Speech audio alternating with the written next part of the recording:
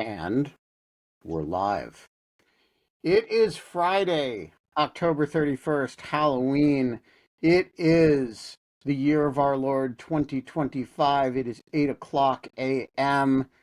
And I have to say, talking in front with this mask on is really hard because I'm getting hard reverb back in my face of my own words, and that's unpleasant. So I'm going to take it down. Uh, It is the third episode of our Halloween horror movie extravaganza. I am joined by the estimable Alicia Wanless, the estimable Michael Feinberg, and the estimable Charlie Crain. And folks, um, I have an important announcement to make. I'm going to shut up and just let this conversation progress because we have a big debate coming between Alicia and Charlie and Mike, and I just want to get out of the way and let that happen. But I did promise that I would tell the story of traumatizing young children in my neighborhood and why I do not wear Halloween costumes anymore. Um, and um, and I am uh, going to do that. So I'm going to reserve 10 minutes at the end of the show for that.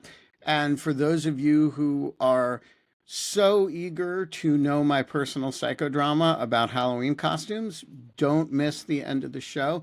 But for now, we are going to return to our regularly scheduled irregular presentation. And I just want to say the sun is shining, the birds are chirping. It's going to be a great fucking day. And if you are planning to trick or treat at my house, um, I bid you warm salutations, and we will have special things for you. And but beyond that, I just want to say you're watching Dog Shirt TV, and it is a goddamn revolution in morning television. And one of the revolutionary features, of which there are many, is that occasionally I will show up in a wooden mask that I just happen to have sitting around. And because it's Halloween, and another one of the revolutionary features, of which, as I say, there are quite a number, is that we will do a show about an obscure set of horror movies you've never heard of because some of our co-hosts love them very dearly and some of our co-hosts found them repellent. And so we're gonna have a debate about it. And Mike, why don't you introduce us to the subject of today's of debate? And remember that the masks do judge you all and they are keeping score. And if you upset them, bad things happen to you. So I'm actually in a second going to kick this off to Alicia to introduce because she's the one who picked the main subject of today's discussion. I just want to point something out along the lines of trick or treating. I would urge all of you, since you are now adults, to remember what it was like to be a kid, and that there are two things you really cared about today. First, which house was the one that was the best decorated, and put some effort into it. If it's too late for this year, there's always next. And remember, the house that gave out full size candy bars was the most loved on the block. So just take that into consideration, and I will kick it off to Alicia to introduce our topic for today. Who will unmute Myself, herself? yes. Well, I was just going to say first, I'd love to just talk about Halloween for a little tiny bit because it is my favorite holiday, obviously. Why would I partake in two shows in a row on the road with this horrible setup? Um, I grew up in the countryside, and all of the candy bars were pretty much full size because there were very few kids who went door to door on a rural route. And you would get, like, my grandmother across the road would make entire brown bag packages. So you'd get like a full pop, maybe a full chocolate bar, like a big pack of homemade caramel corn. And it was great. And when I got older, I became a little asshole and I would terrify the neighborhood kids. So one year I dressed up like it started out where I left stuffed things, right? So I would make stuffed scary things and have them outside, and then I became the stuffed scary thing. So like I would lie on the ground and wait for the children to like walk up the grass and then grab them. But this became so known that when I moved away to skate later, the kids would talk to the stuffed things that I left set up and be like, Alicia, I know you're there. I know it's you. And my mom would watch all of this and find it incredibly hilarious.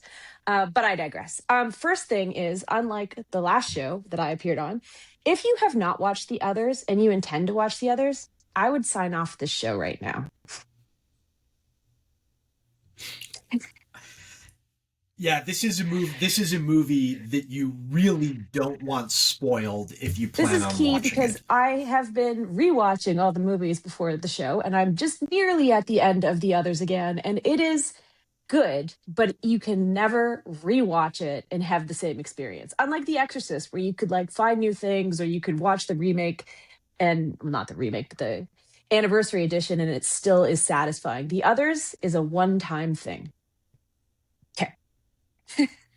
Okay, but I'm gonna I have not watched it, and I'm the host of the show, so I can't like turn it off. so I'm So gonna I'm push just back saying, on Alicia's no guilt if characterization. there are spoilers or anything, but just warning you, you know. I'm gonna push back a little bit on Alicia's characterization because I saw the others when it first came out when I was a recent college graduate, I think, and loved it and very much remembered the twist ending. And when I watched it again for this show, I found I enjoyed it just as much. Like nothing was ruined, and I was able to appreciate the sort of puzzle box structure of it in a way I would not have been able to if I had not known what was going to Yeah, happen. that's fair. I can see how that is. I do think that the tension, the suspense that you get from watching it the first time it's nowhere near the same degree. And that, I mean, for me is this sad and sick part of horror movies. Why would a person with high anxiety want to feel like that and enjoy it? I'm a masochist. Okay. So the others is a great movie with Nicole Kidman, and it is set in the Channel Islands, off the UK and between UK and France, and so a very kind of foggy setting. It feels distant and remote, and it's all framed around her living in this big old house with her two children who have some affliction that makes them allergic to sunlight. So there's this constant process of closing doors, locking doors, making sure all the curtains are closed, and it creates this very dark and sad atmosphere that is a little bit tense as she's so freaked out and worried about her kids. And it starts with her waking up in the morning, completely afraid of something, in high state of anxiety, and all of the servants have left. So she's on her own, and these three servants show up from nowhere. And the movie progresses with her being afraid that there are intruders, that there may be a haunting. And then I'm going to stop and pause here to see if Michael or Charlie have anything they want to say. All right, the Greek chorus has something it wants to say. There is a significant doubt in the Greek chorus that we are actually talking about a horror movie here. So, Alicia, justify the others as a horror Because movie. it's a haunting.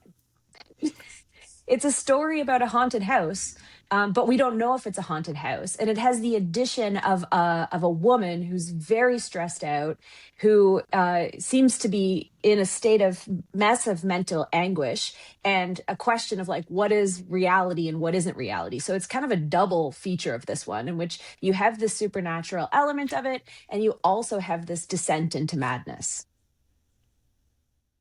And also, I would point out that while Alicia is correct that it is uncertain what the nature of the haunting is, and even if it is a haunting for the majority of the film, this is not like the turn of the screw. By the end of the movie, you definitively know what is going on. and what is going on is very much tied into the supernatural. Look at us trying so hard not to blow the ending. Yeah, and there's also there's a lot of jump scares, you know, like Yeah, it's very scary. I mean, I think I've seen it 3 times, and I mean, you can't really rewatch it and have that same experience. It rewards rewatching, but it's not the same. But even the second time I watched it, because it had been a while, a lot of the things that scared me the first time were still I scary. have seen this movie many times and have enjoyed it many times. And I would still rewatch it as I have. It's just, I agree with Charlie. Like that first time is definitely the best time, but it's great acting. It's great, I think, cinematography. I mean, Michael will have more to say about that because he's the. no, it is a stunningly beautiful film, um, with incredible production design and given. So I'm gonna. All right. One of my huge pet peeves in contemporary horror films is that they're terribly lit.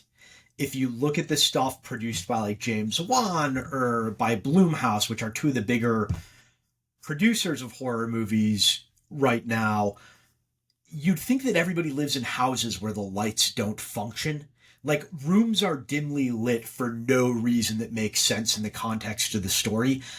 The Others actually does the work to explain why you can't see around certain corners. And it is still shot in such a way that you do get this feeling of overwhelming darkness and dread, but you're never in doubt as to what is happening in any given room, the way you often are in more modern horror movies, which mistake like obfuscation of action for clever lighting. Yeah, I would agree with that. And the other thing All too right. that I've been finding in rewatching stuff is how horrible so much of the movies are watching them from like a digital device. Yeah. All right. So help me out. I thought you guys were going to have a debate here. It sounds like you are in Well, agreement. no, we're in agreement on The Others, but there were a couple other movies proposed when we started this. There is a director Charlie turned me on to named Oz Perkins, and he's made a handful of movies at this point and has some more coming out. The guy moves at a good clip, and one of those films was a film called The Black Coat's Daughter, which brought me back into the fold of really following the horror genre after about 20 years away from it. And after that, I watched another film Oz Perkins made roughly contemporaneously called I Am the Pretty Thing That Lives in the House. Charlie and I are stalwart defenders of The Black Coat's Daughter. I think it's one of the best horror movies of the past few decades. I love I Am the Pretty Thing That Lives in the House. I don't know Charlie's opinion. It's a good title.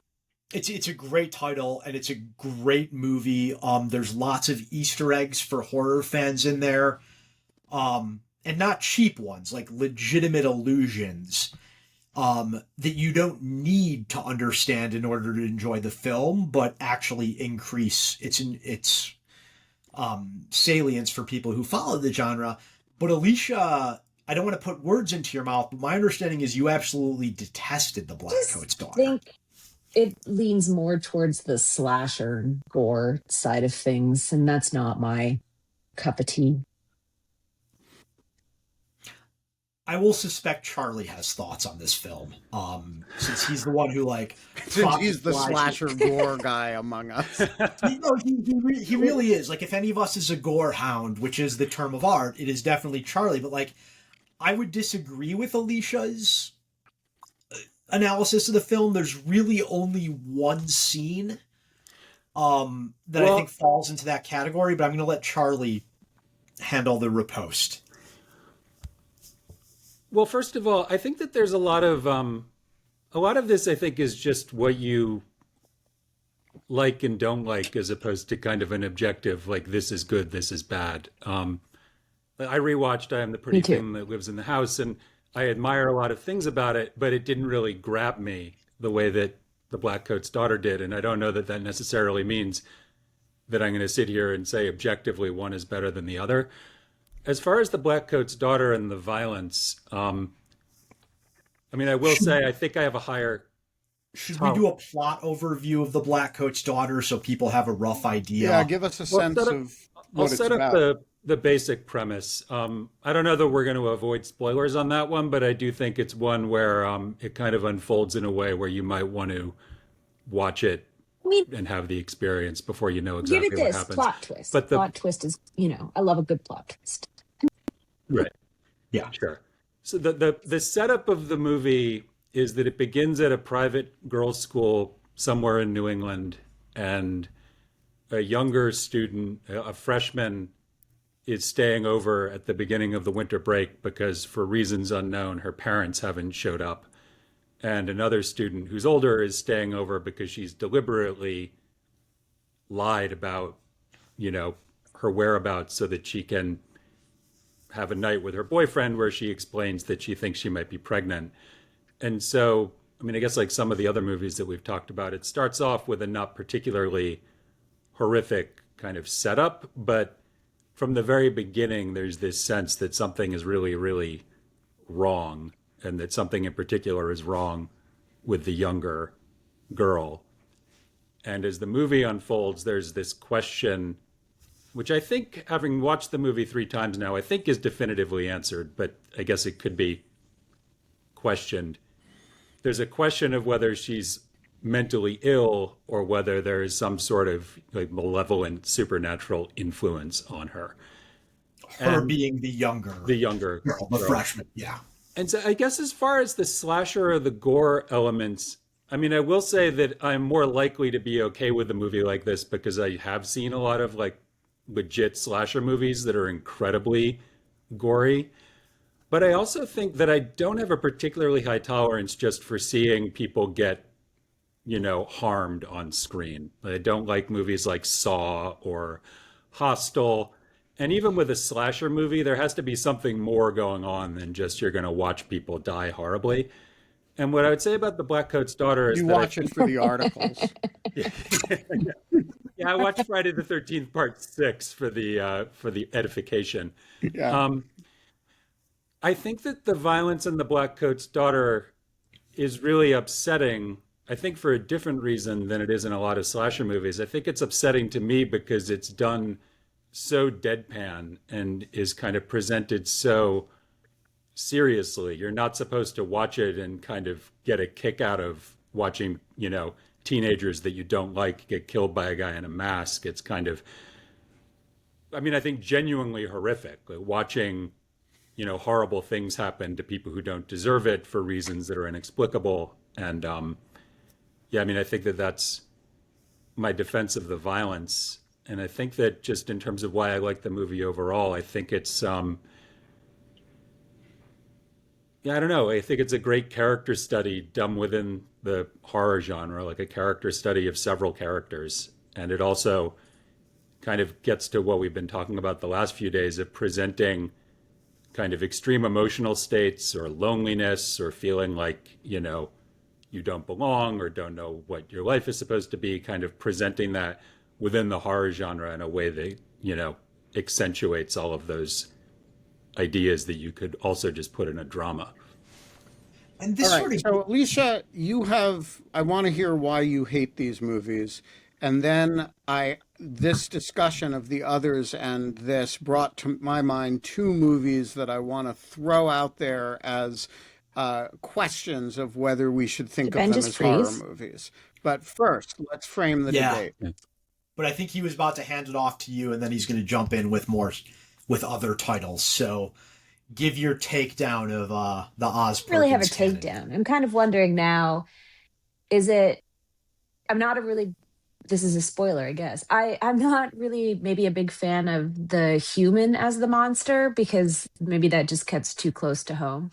Like, not that there's a monster in my house, but just like But people being horrible. Um, wait, because I'm curious. This gets to the question Charlie raised, and he thinks there's a definitive answer. Every time I've seen the Black Coat's daughter, and I've seen it like half a dozen times now, I come down pretty definitively on the side that she is possessed. You think so? That like Because there is a I mean, I was demon. going and reading about it, and it didn't seem like 100%. that was maybe the case. Like there was an open question of whether she was or not. Charlie, what do you think? I think that she is. And I think maybe Mike, you and I have talked about this. That first, well, it's interesting. If you read the book The Exorcist, there's a lot of stuff in The Exorcist where they go into great detail about why things that seem like they could only be explained by demonic possession actually have medical explanations. And Karras has to kind of get through all of that to really believe that Reagan is possessed. But the you see her kind of contort in ways that are pretty inexplicable.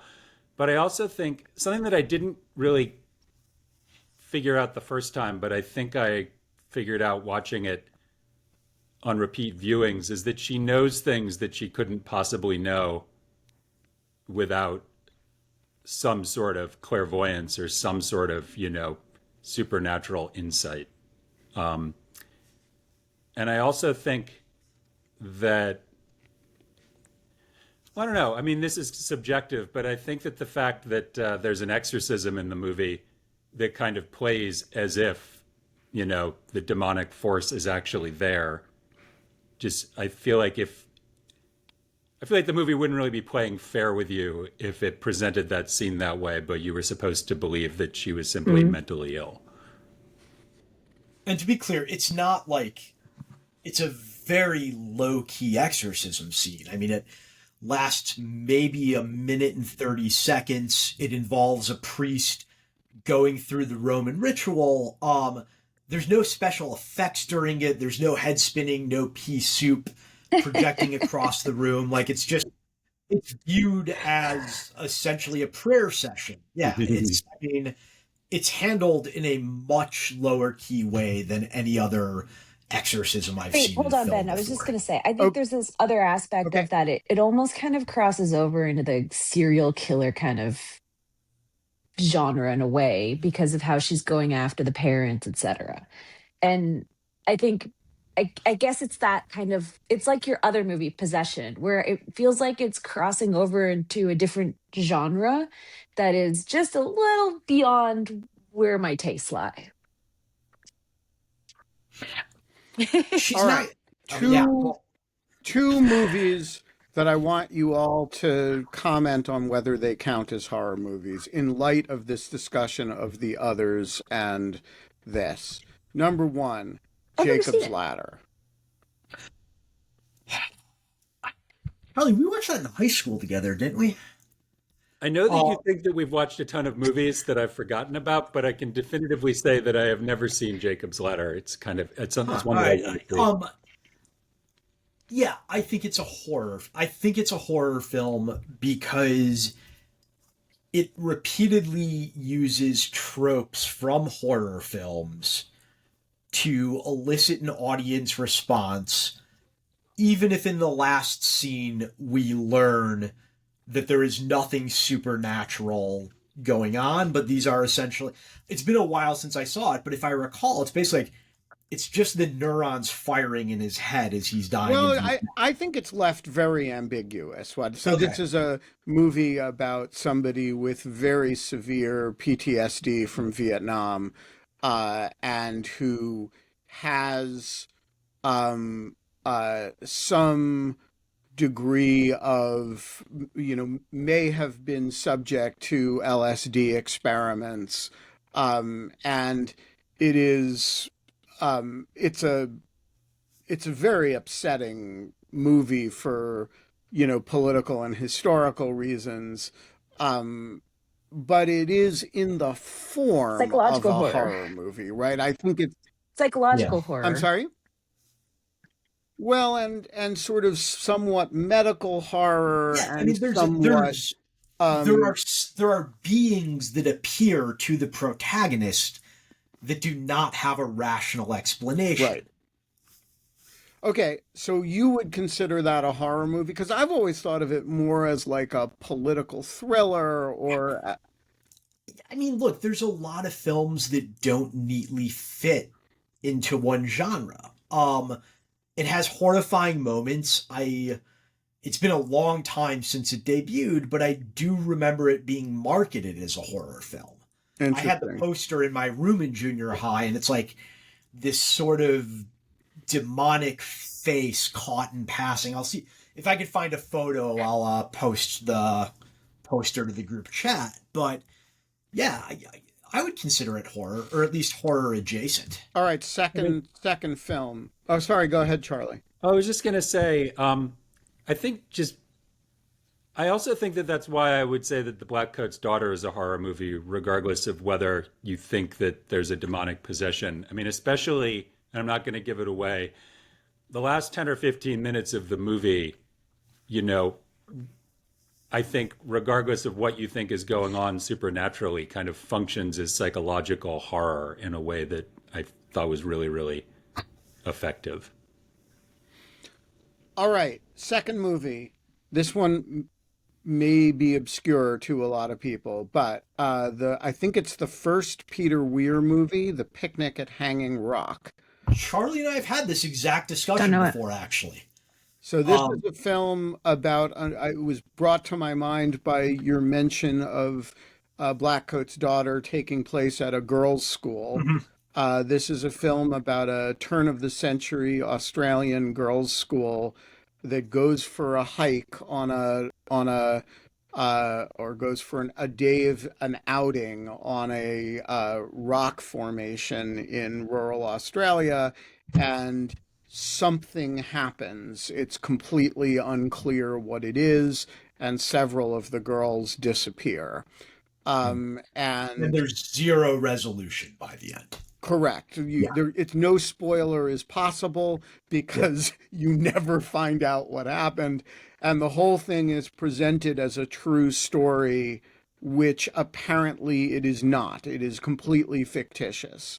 Which is very common in horror movies. I mean, the Texas Chainsaw Massacre opens with the same statement. Read by a then debuting John Larroquette, who was paid with a bag of marijuana instead really? of salary. Yeah, the narrator of Texas Chainsaw Massacre, it's John Larroquette's first role ever, and he was paid in weed. All right, so discuss. Is this part of the genre, or is this I mean, this is an exceptionally beautiful movie, and is done with consistent reference to Botticelli, because it makes such a fetish of the beauty of the girls in question and their dresses, and it's a exceptionally beautiful film, but it's kind of a horror film, no? So I would argue, I actually feel more comfortable saying Picnic at Hanging Rock is a horror film than I do Jacob's Ladder. And I'll give one reason and one analogy. The reason is, I've sort of said over the past 2 days, what really makes a successful horror film for me, to bring it back to why I love Oz Perkins, is the director's ability to sustain a mood of unease for the entire runtime in a way that discomfits the audience. And Peter Weir, like, Picnic at Hanging Rock is one of the most, I hesitate to use the word disturbing because nothing violent, gory, actual or implied happens, but like, you can't watch that movie and not feel anything other than unease for the entire runtime. And it sticks with you and sticks Immensely. with you and sticks with you. Like, I've seen it probably half a dozen times over the course of my adult life, and the hang time with which you think about it after you've seen it is really something powerful. And let's talk about another movie, a little bit before that, but also very much in the art house genre, that has an incredibly similar plot, which would be Antonioni's La Ventura, which the plot of that is basically a bunch of people go to a beautiful island. One of them disappears. no explanation is ever given whatsoever. And at no point does that feel like a horror movie. Weird does things with sound and visuals and plotting that Antonioni doesn't, even though it has the same general plot device, makes them two totally separate genres. Interesting. I was reminded while I was watching Picnic at Hanging Rock of David Lynch, that there's kind of surreal, there's a surreal element to how it's presented. And I haven't seen La Ventura, but I think, I mean, Mike's point is well taken. There are a lot of different ways and a lot of different genres in which you could tell like a missing person story. Like the movie Prisoners by Denis Villeneuve, I think is pretty clearly a drama, but it has horrific elements in it. Or The Vanishing, which we've discussed previously. Yeah. If And- you and I have think, not seen The Vanishing, and by when I say The Vanishing, I mean it's a Dutch-French film from the early 90s that was remade in the United States into a Why do you terrible do film that? with I don't know why we do that. It's one of our terrible things that we do. The original Dutch-French film, which has not a single second of violence in it, It's one of the It- most disturbing films ever made. is the scariest single movie I've ever seen. Yeah. Just and it's all, and you know who did it from the very beginning, and it is just one of the I don't it's speaking of movies that stick in your head and never quite leave. There's no violence, there's not even implied violence, actually. No. It's all but it's completely horrifying. And you should all watch it unless you don't want to be completely horrified. So Alicia, have you seen No. Picnic at Hanging But I Rock? haven't seen The Vanishing. I feel like I'm missing a whole series of great movies. It would make you- for a really inspiring double feature. But I watched Here Yeah, Alone so by I think myself we in may DC this week. That's just like a great idea. We may need to have like a Mara film club to go along with the Mara book club. Anyway, all right, back to the subject at hand. Mhm. Alicia, Mike, Charlie, take it back from me. Well, I was just gonna, one last thing that I was thinking about Picnic at Hanging Rock about, I mean, it's interesting. I think that the movie feels more like a horror movie the way that it plays out than it would if you found out at some point, like, oh, it's a monster. Like if you introduced a kind of definitive supernatural explanation, I think you would deflate the whole point of the movie. Like the horror of it is that you never really know why this happened or even really what happened. And again, I mean, I'm sure nothing's coming to mind. I'm sure that there are movies that I would say are like thrillers or dramas where it's the same thing. But I think, like Mike said, the way that it's presented, is this kind of surreal, disorienting, inexplicable thing really leans into, I mean, whether or not you were going to call it a horror movie, it kind of uses kind of the tools of the horror movie to create Right. the effect. Yeah, and that's, let's sort of branch out a little bit and talk about horror literature as well. Regardless of what he was as a human being, H.P. Lovecraft was very much a master of horror fiction. And the theme underlying all of his works is essentially what is really terrifying is the inability to comprehend what is happening. And that's very much, I think, what Picnic at Hanging Rock turns on. You have zero idea, zero clue, zero context why this group of girls disappeared. And that makes it considerably more frightening than if it was a thriller, even with jump scares where, say, they get kidnapped. Right.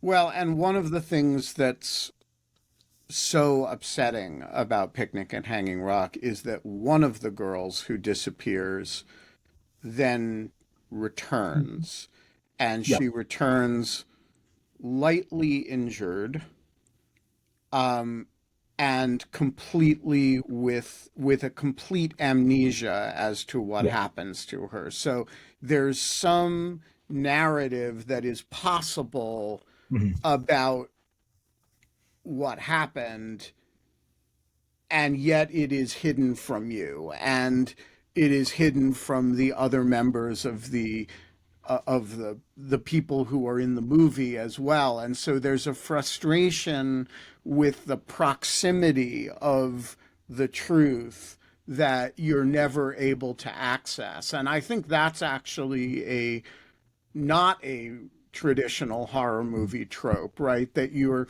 so close. It's closer to like the detective movie in some ways. You're so close to the reality, and yet you can't access it. And here you have somebody who is who's there, who at some level of her consciousness knows what happened, and yet can't tell you.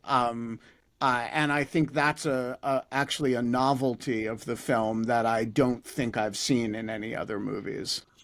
And I The think that only one that comes close to me would be Suddenly Last Summer from the 50s with Elizabeth Taylor, where, again, I don't want to give anything away, but the entire movie turns on her trying to recover a memory of what happened while she was on vacation in Italy.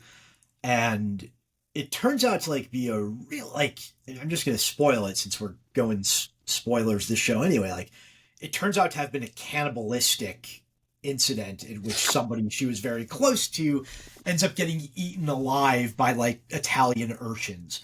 It's a really weird ending for a 1950s film. Um, and on but cue, Alicia has mysteriously disappeared. yeah. Yeah, Um, somewhere on Hanging Rock. yeah. All right. So But I let think me pose a I question just to you guys. say Oh, one more sorry. thing about Picnic at Hanging Rock. It just what Ben was saying about why it sticks with you. I mean, I think that there's an important difference between being startled and being truly horrified. Mhm. And I mean, there are a lot of movies that have jump scares in them that I like, but there are those movies often are movies where it's a ride and then you come out of it and for a minute or two you think about it or talk about it and then you don't really think about it again because being startled is just something that happens. Like my cat startled me yesterday, but a movie that really like the horrifying element of Picnic at Hanging Rock, I think, is what Ben is talking about. That you're kind of put into the shoes of these characters in this horrific situation of like, why can't I remember? Or why doesn't this person remember? Or do they actually not remember? Or are they withholding something? And the way that that affects relationships between people. And I mean, I think that again, like that makes it a horror movie more than it would be if they cut to a flashback where you saw everybody getting kind of torn apart by, you know, an animal or a monster or something. Yeah, Right. It there's a is precisely the lack of resolution of the film. I remember early in the history of the internet, when you could first search for things and try to figure out what happened, 100 years ago. I actually spent some time trying to figure out what happened at Hanging Rock and was surprised to find out that the entire movie is fictional. Ditto Fargo, by the way, which starts out by saying that some names have been changed to protect the innocent, but the entire film is truthful. None of it is truthful. There is no crime in Minnesota or North Dakota that remotely maps onto that film. But I remember being like surprised to find out that it was bullshit. And actually being really disappointed because the film made it matter to me what happened, and the idea that the answer was nothing whatsoever, it's total fiction, is a deeply unsatisfying answer. It does So a let me really ask. good job of making you, and I guess it's based on a book that was also presented as if it was telling a true story. I had the same thing. I didn't know the backstory, and I immediately went to Wikipedia afterwards. And I guess maybe because I had just watched the movie, was kind of relieved to learn, oh, good. Like these people are all okay because it never actually Because happened. they never existed. Charlie, we can send you plenty of real life horrors if you want an anecdote to that. Oh, nah. Nah, yeah. All right, so just out of curiosity, in the entirety of your lives, what movie has scared you the most?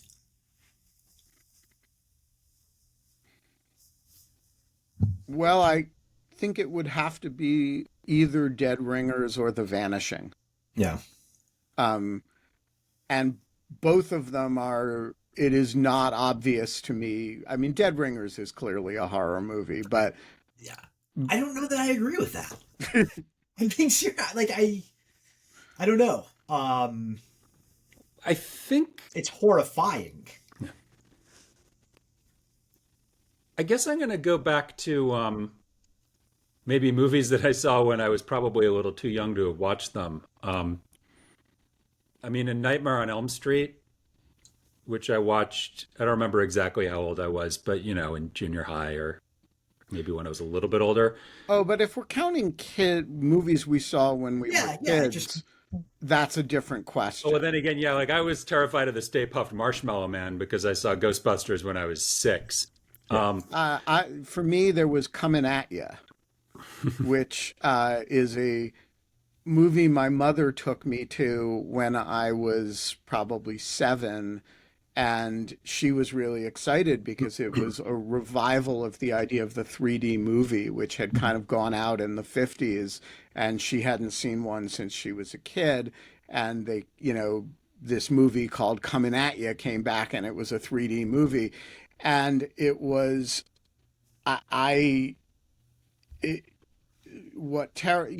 it turned out to be a Western about a guy breaking up a uh, sex slavery ring. And it could not have been less appropriate for a 7-year old. And I was completely traumatized by the first 15 minutes of it. And she had to take me out, and it stuck with me for like months. But I don't think of it. I'm sure it was not a scary movie. Like, I'm sure it was just the kind of thing that you don't take a 7-year old to, or at least a sensitive. Uh, I'm sure there was nothing scary about it. So I would put movies that freaked us out when we were kids as in a little bit of a different category. Well, I've let been me trying to actually let me hunt down a copy of the movie that freaked me out as a kid so I can have it for my own son when he's of age. Clearly some great parenting. But it's actually Dr. Seuss made one film his entire life called The 5,000 Fingers of Dr. T. And it is about a mad scientist who kidnaps roughly, however many children make up 5,000 fingers. I guess that'd be 550. I don't know. He kidnaps children to play this insane MC Escher like musical instrument that he's devised that needs 5,000 fingers at one time. And it's not a horror film. I just saw it too early and it scared the living daylights out of me. So I was thinking, in terms of movies that I've seen, I mean, either that I saw when I was an adult or that, didn't scare me simply because I was too young to be watching them.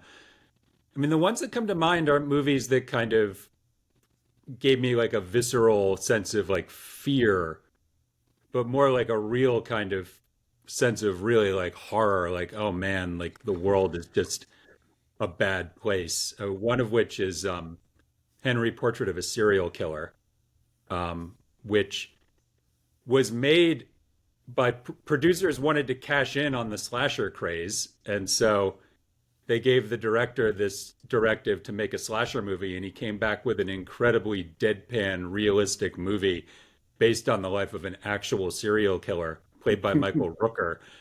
And it's simply a movie about watching someone with absolutely no conscience and no ability to relate to people and just kind of living in these kind of down and out circumstances in Chicago with two people who, one of whom is also a bad person, but not nearly as bad as Henry, and the other of whom is a little too innocent or simple to really understand the kind of people that she's around.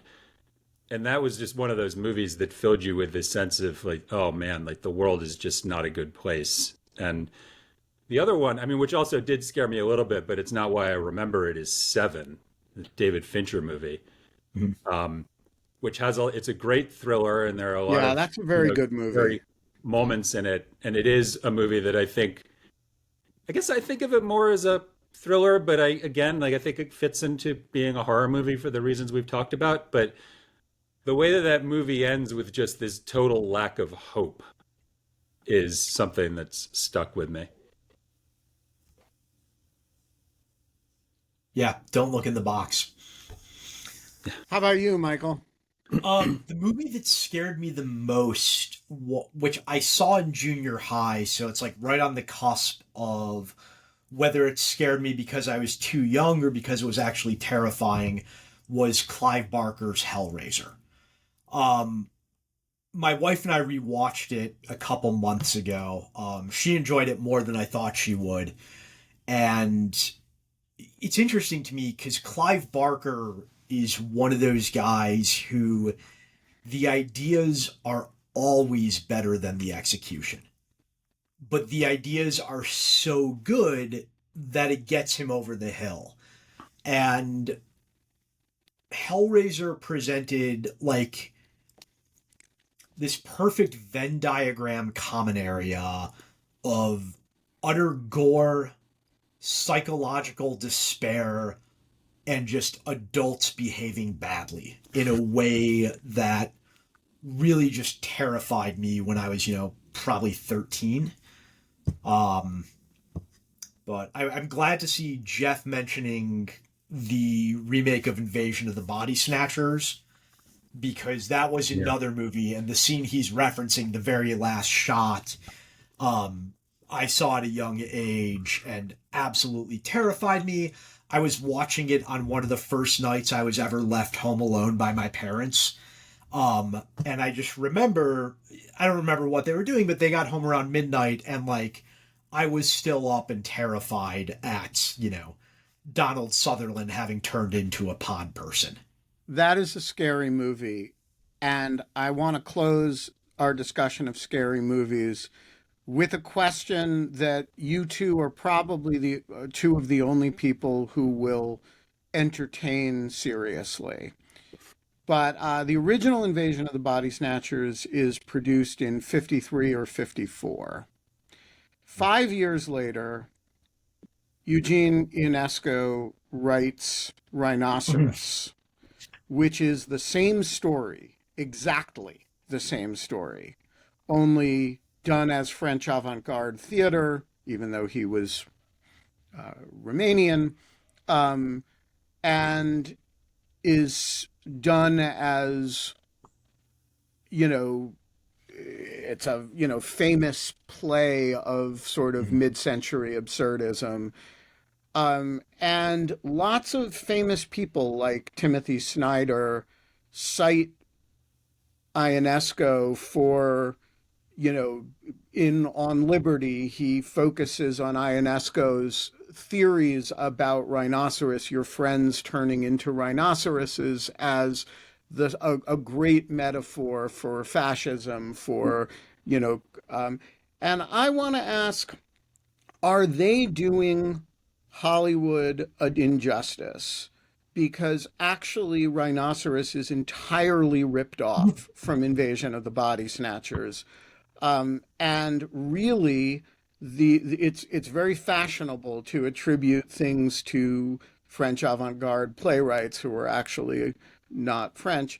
If you're smoking in a Paris coffee shop and you write this story, that's avant-garde theater and it's beautiful. But if you're, a trashy horror movie director and you do the same story and they come from space rather than turning into, that's a horror movie.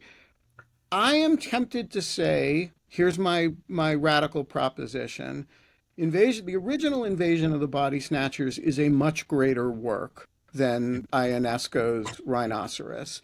And that almost everything that gets attributed to Ionesco as thought within Rhinoceros is actually described better and earlier and in a narratively more compelling form in Invasion of the Body Snatchers. Discuss. So you are actually in an unknowing way, I think, and Charlie, I'm going to speak for both of us. You're getting at one of the reasons Charlie and I became friends, I think, originally when we were young.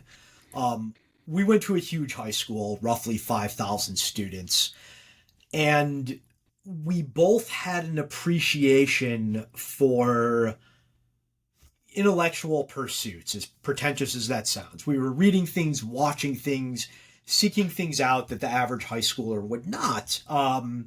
He'll laugh at this. Charlie's father is probably more responsible for my political development than any other human being in my life. But we also, in addition to those intellectual pursuits, had a real appreciation for genre stuff, whether novels or films. And I think we would both agree that, like, genre works like horror or mystery or what have you really get unfairly not maligned, but not given the weight they should. You know, to take another French-American comparison, Camus, who I love and will defend to my dying day, he ripped off his entire prose style in his novels from Raymond Chandler.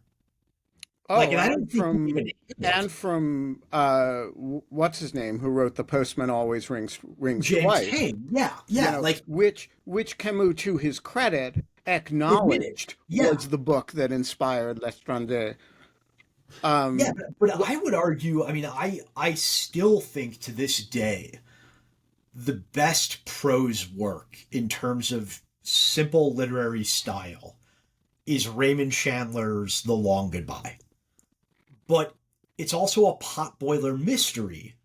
And even though it foreshadows Camus, some of Hemingway's later work, so many authors, like, it's never going to get that recognition because it's about the hunt for a missing person in a really lurid plot.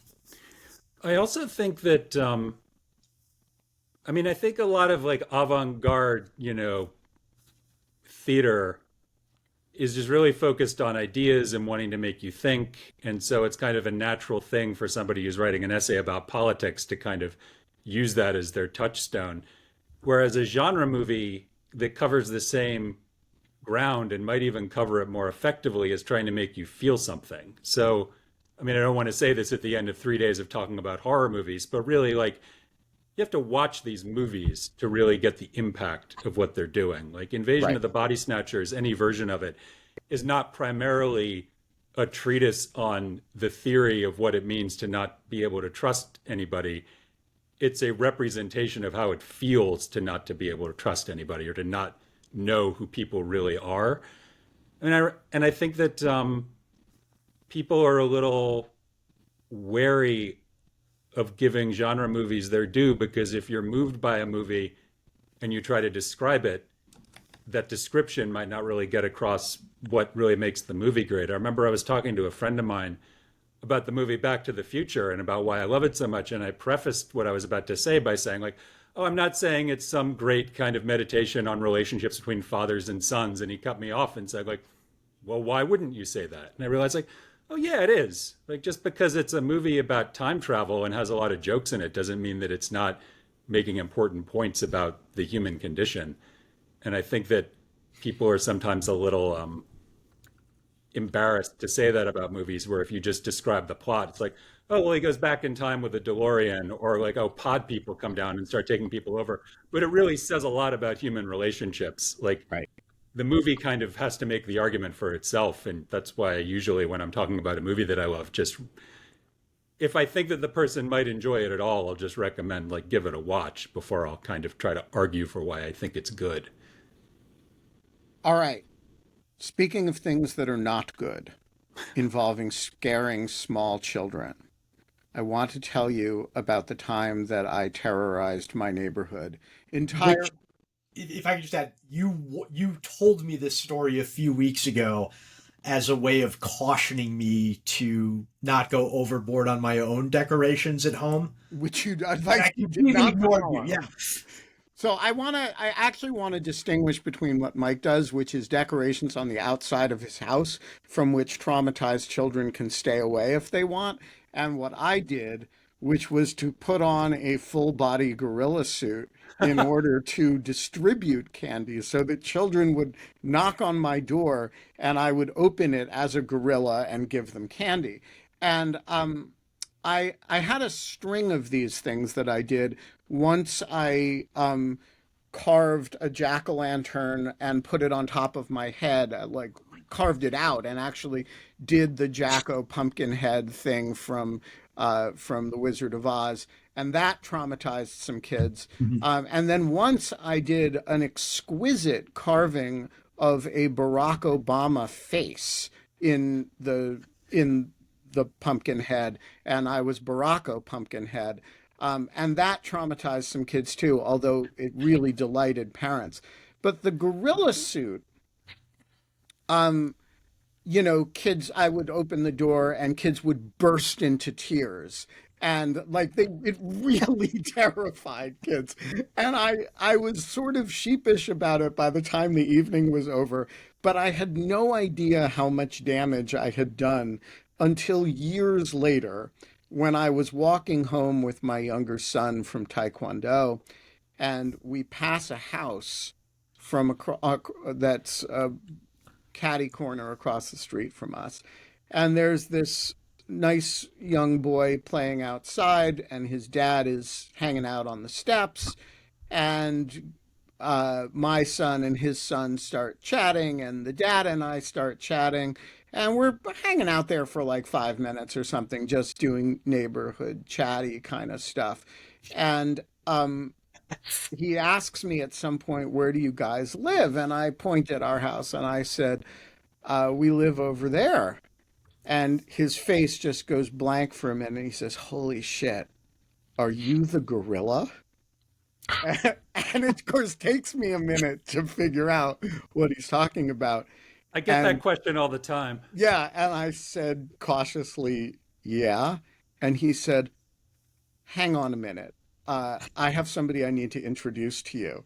And he goes inside and he brings out his daughter, who is by now like 7 or 8.